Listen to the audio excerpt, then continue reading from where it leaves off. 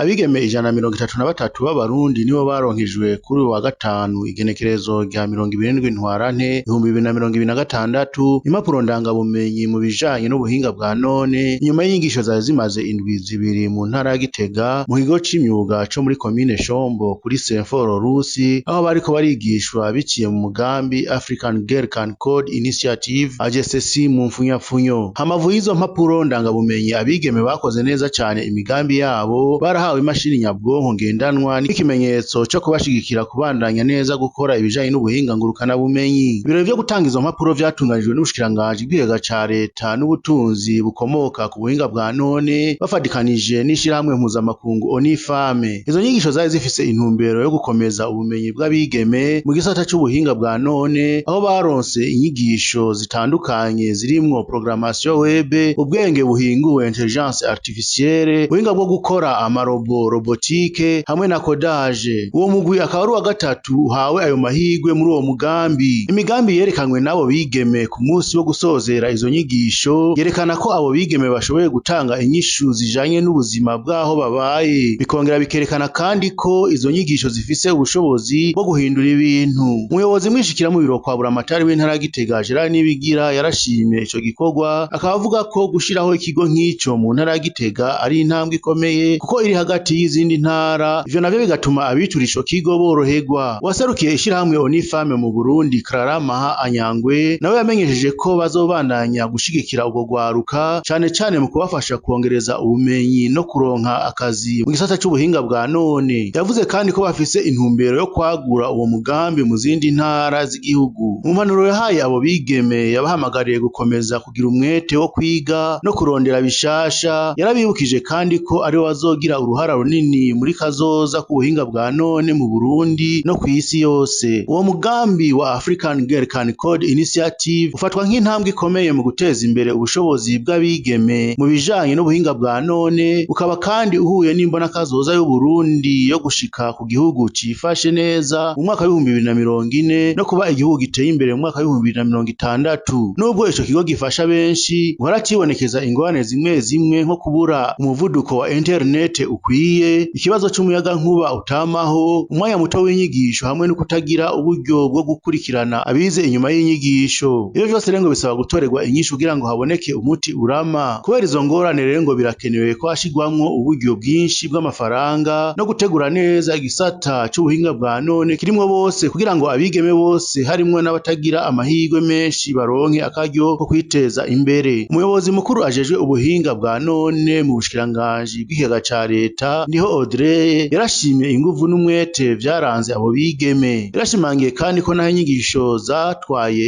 igihe gito, abenshi muri bo ngo barashoboye gutegura imigambi y'imbuga ngurukana bumenyi application, bikaba vyerekana ko bafise ubushobozi bwo guteza imbere ubuhinga. Yamejeje kandi ko ubuhinga bwa none ari nkingi ntasubirizwa mu guteza imbere ubutunzi n'iterambere ry'igihugu. Asaba abo bigeme gukoresha neza ubumenyi baronse bakabuhindura akaryo ko kwiteza imbere no guteza imbere igihugu. Mwomenya ko uwo mugambi usanzwe ushigikiwe n'ishirahamwe mpuzamakungu Onifame mu Burundi bafashwe mu mugongo n'ubuserukizi bw'ingoma y'Ububirigi mu Burundi.